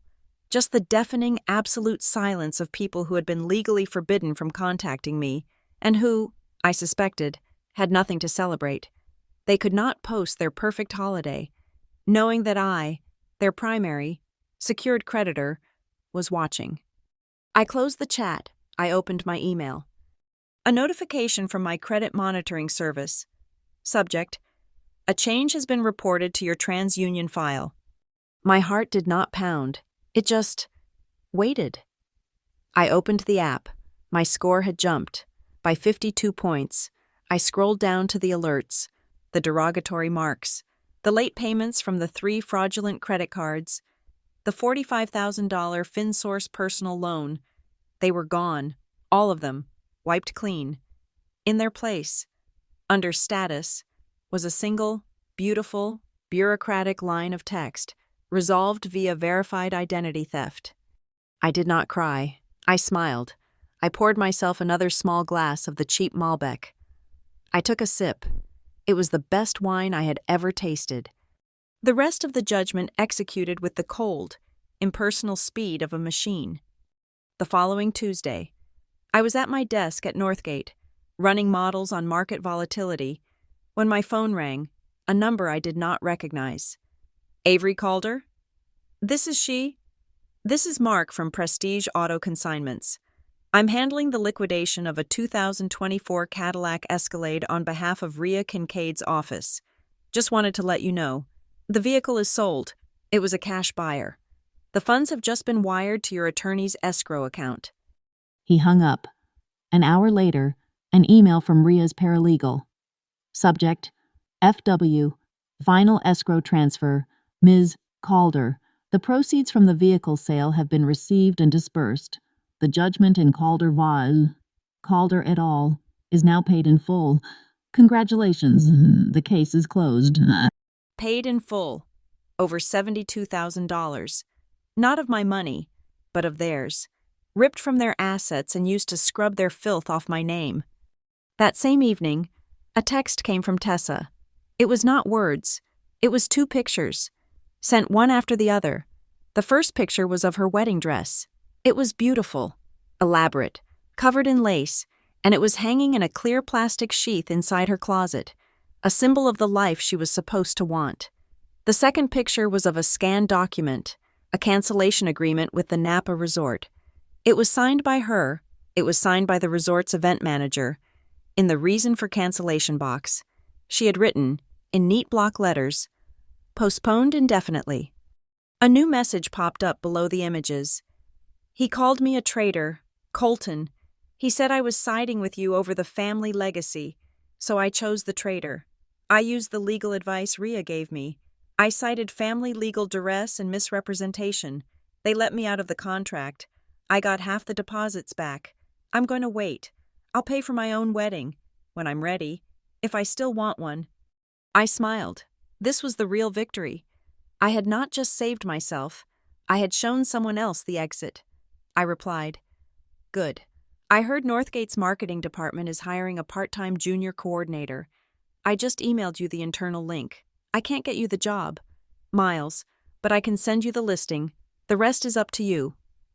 I attached the list of legal aid resources Rhea had given me. I did not attach a single dollar. The package arrived the following Friday, a thick, 9x12 cardboard mailer. The return address was not Gregory or Lana. It was Stan Grossman's law firm. My hands were steady as I cut the tape. Inside was a file folder. It contained all my official, notarized copies of the executed judgment, the signed affidavits, the title transfer for the Escalade, the lien on their house, all the paperwork, clean and final. But underneath the stack, there were two things that did not belong. The first was a single sheet of heavy cream-colored stationery, Lana's personal stationery, the kind she used for thank you notes. It was a handwritten note, addressed to no one. Her elegant, loopy cursive was shaky. I tried to beat you by a story. You won by the truth. That was all it said. The second item was taped to the bottom of the folder, a small, black USB thumb drive. I stared at it. This was not part of the deal. This was not on any list. This was something else. I plugged it into my laptop. There was a single video file. The file name was just a string of numbers. I clicked it. It was Lana. She was in her car, in the dark. The dashboard light illuminated her face, making her look like a ghost. The timestamp in the corner was from last Wednesday night, the night before the signing. She was recording herself on her phone. "I don't know what he's going to do," she was whispering, her eyes wide with a fear I had never seen before. "Gregory, he's breaking. He's blaming me for all of it. He says if we go down, if the DA comes for us, he'll tell them I did it all, that I forced him. He says he'll change his story, say he didn't know about the loan." She took a shaky, desperate breath. "So, this is the insurance. This is the truth. Lana Calder, planned the whole thing. I pushed her. I created the story. I filled out the FinSource loan application from my iPad. Gregory knew. He helped. He signed the homeowner's insurance claim. He was part of it. He knew everything. If he changes his story, if he tries to put this all on me, this is the truth." The video ended. I closed the laptop. It was staggering. It was Lana's final, purely selfish act of self-preservation. She was terrified Gregory would betray her. So she had created a piece of mutually assured destruction, and in doing so, she had mailed me the one thing I never had: a full, voluntary, videotaped confession of the entire conspiracy. She had tried to beat me with a story. She had lost, but in the end, she had given me the truth, not as a gift, but as her own, final, desperate weapon. I took the small USB drive. I walked to the small metal safe in my new closet. I placed the drive inside. I locked it. I did not need it. The case was closed. The judgment was paid. But it was the final, definitive end of the cycle. I went to bed. I slept for 10 straight hours, without dreams. I woke up on Saturday morning. The sun was just rising over Lake Michigan. The light hit the glass wall of my apartment, and the entire room was flooded with clean, bright, cold light. I made coffee. I sat at my new, simple desk. I opened my laptop. I closed the Harvest folder. I moved it to a secure archive. I created a new spreadsheet. I named the file Home Fund. I clicked into the first cell. I typed a single note: my own table, always enough seats for decent people. Justice is not always loud. It is not a dramatic courtroom speech. Sometimes, justice is just a wire transfer. It is a credit score correcting itself in the dark. It is the silence in a family group chat. Justice is the quiet, methodical, and irreversible act of reclaiming your own name. It is sitting at your own table, in your own home, and knowing, finally, that you are the one who decides who is worthy of a seat. Thank you so much for listening to my story. Please comment below and let me know where you are listening from. I would love to connect with you and hear your thoughts. If you enjoyed this, please subscribe to Lila Revenge Stories, like this video, and support us by hitting that hype button so this story can be heard by more people.